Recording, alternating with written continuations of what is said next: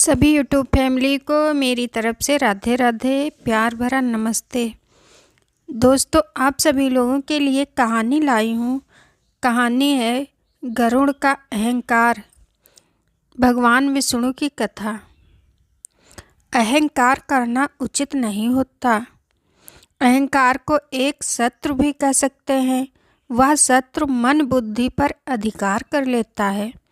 व्यक्ति को पता भी नहीं चलता कि अहंकार उसे अज्ञानता घोर अंधकार में ले जा रहा है, जिससे उसकी हानि होना निश्चित है। अहंकार में चूर हुआ।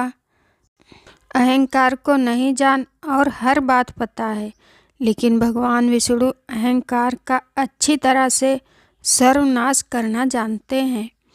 भगवान विष्णु ने युगों युगों में अपने भक्तों को अहंकार के जाल से मुक्त किया है और प्रेम भक्ति का अमृत पान कराया है।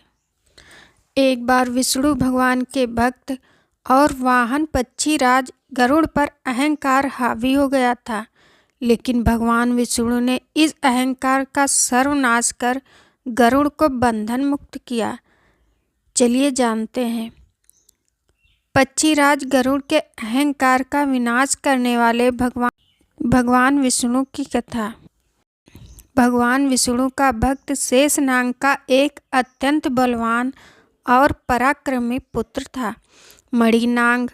मणिनाग ने कठोर तपस्या, भक्ति और आराधना का देवाधिदेव भगवान शिव को प्रसन्न कर लिया और गरुड़ से निर्भय होने का वरदान प्राप्त कर लिया। भगवान शिव तथास्तु कहकर उन्होंने मणिनाग को निर्भय कर दिया। गरुड़ से निर्भय होकर मणिनाग भगवान विष्णु के निवास स्थान क्षीर सागर के निकट विचरण करने लगा। पक्षीराज गरुड़ की दृष्टि मणिनाग पर पड़ी और वे मणिनाग का कृत्य देखकर क्रोधित हो गए। पक्षीराज गरुड़ ने मणिनाग पर पंजों से प्रहार किया। प्रत्युत्तर मणिनाग ने भी गरुड़ पर प्रहार किया। दोनों में कुछ समय तक भयंकर युद्ध चला और अंत में पक्षीराज गरुड़ मणिनाग पर हावी हो गए। गरुड़ ने मणिनाग को बंदी बनाकर एक स्थान पर बंद कर दिया। मणिनाग काफ़ी समय से कैलाश पर भगवान शिव के दर्शन के लिए नहीं आया था। भगवान शिव वाहन नंदी महाराज ने इस पर विचार किया और भगवान शिव से कहा, हे स्वामी, मणिनाग को कैलाश पर आपका दर्शन करने को आए बहुत समय हो गया है। लगता है मणिनाग पर कोई आपत्ति आ गई है। पक्षीराज गरुड़ ने संभवतः मणिनाग का वध कर दिया होगा या उसे बंदी बना लिया होगा। भगवान शिव ने नंदी से कहा, नंदी, मुझे मणिनाग का ध्यान है। गरुड़ ने उसे क्षीर सागर में बंदी बनाकर रखा है। तुम शीघ्र ही क्षीर सागर जाकर भगवान विष्णु की स्तुति और मेरी ओर से सर्प को मुक्त करने की प्रार्थना करो। भगवान विष्णु अवश्य ही उसे मुक्त कर देंगे। तब तुम उसे कैलाश ले आओ। नंदी महाराज भगवान शिव का संदेश लेकर भगवान विष्णु के पास पहुँचे। नंदी महाराज ने भगवान विष्णु की स्तुति की और मणिनाग को मुक्त की प्रार्थना की। भगवान ने गरुड़ से कहा, वैनतेय, तुम शीघ्र ही सर्प को मुक्त कर उसे नंदी महाराज को सौंप दो। भगवान विष्णु से यह आज्ञा सुन पक्षीराज गरुड़ को भगवान विष्णु पर क्रोध आ गया और क्रोधपूर्ण भाव से उसने कहा, स्वामी, आप मेरे पराक्रम की स्तुति तो कभी करते नहीं हैं, कभी कुछ उपहार भी देते नहीं हैं। मेरे द्वारा प्राप्त किए हुए को भी मुझसे हर लेते हैं। आप स्वयं ही हमेशा महाशक्तिशाली पराक्रमी हैं। मुझे दिखाते रहते हैं। मेरे ही कारण तो आप सदा विजयी रहते हैं। भगवान विष्णु ने हंसते हुए कहा, तुम अवश्य ही पराक्रमी और बलशाली हो। तुम मुझे पीठ पर उठाकर अत्यंत वेगवान गति से उड़ते हो।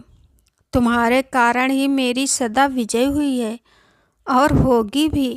तुम्हारे बल पर कभी संदेह ही नहीं किया जा सकता है।